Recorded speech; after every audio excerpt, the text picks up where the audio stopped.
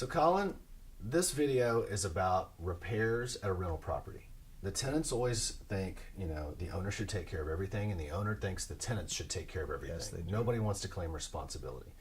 So who's supposed to pay for repairs on a rental property? The answer is always contained in the lease, but it really matters on what we're talking about for repairs. If the tenant breaks a window, the answer is obvious that the tenant should fix the window.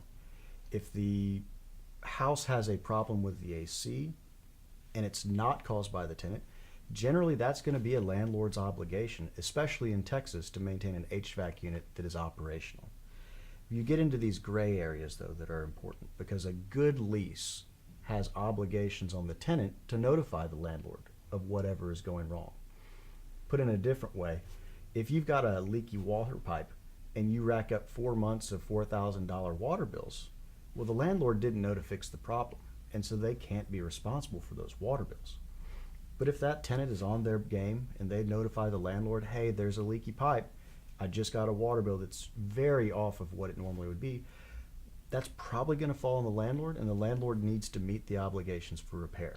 However, the most important question that people ask me is, what happens when there's a repair that affects the material health and well-being of a tenant?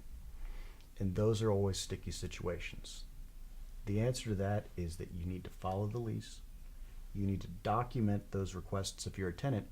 And if you're a landlord, you have statutory obligations to be responsive to those repairs, oftentimes as short as a week.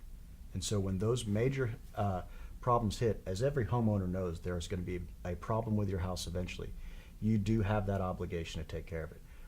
But always look to the lease, and you can figure out who's responsible later. Your most important thing is to make sure your house doesn't get any more damage than it already sustained. And the problem's not going to go away. It's not going to fix Right. itself.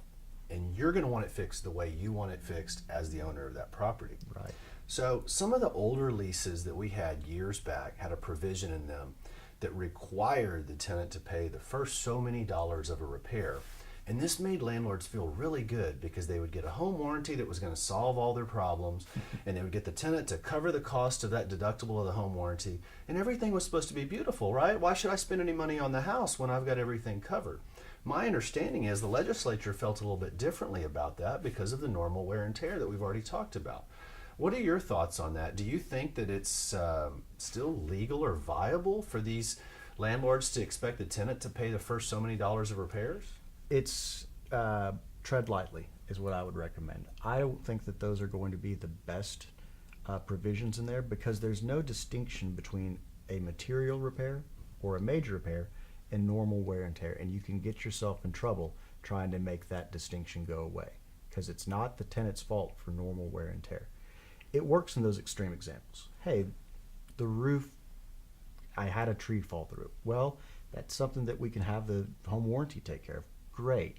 Or, you know what, we were moving in and the drywall had a hole punched through it. Well, now the tenant's protected for the first $75, but the home warranty takes care of it. Everyone's happy. But it's those gray areas that always cause the friction, that always cause the questions, and always cause the relationship to sour, figuring out what's wear and tear and what's material. And so it's always best to simply leave that out and just work with your tenant if they're going to work with you.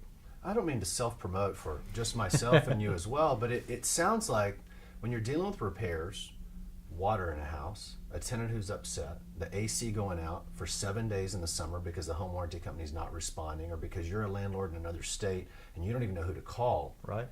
It sounds like you kind of need to just hire somebody to get a little help, or if you get into a pickle and the tenant starts screaming, I'm going to sue you for mold, because I've never heard that before. Yeah. It seems like you just need to get some help at a certain point and stop Absolutely. messing around from another state. The worst thing that you can do is try and string it out and get the result you want up front. The result you should want is to have the problem solved. And if you can't do that from wherever you are, you need to find someone who can. I appreciate it. Thanks for helping us figure out when the owner and when the tenant should pay for those repairs. Absolutely.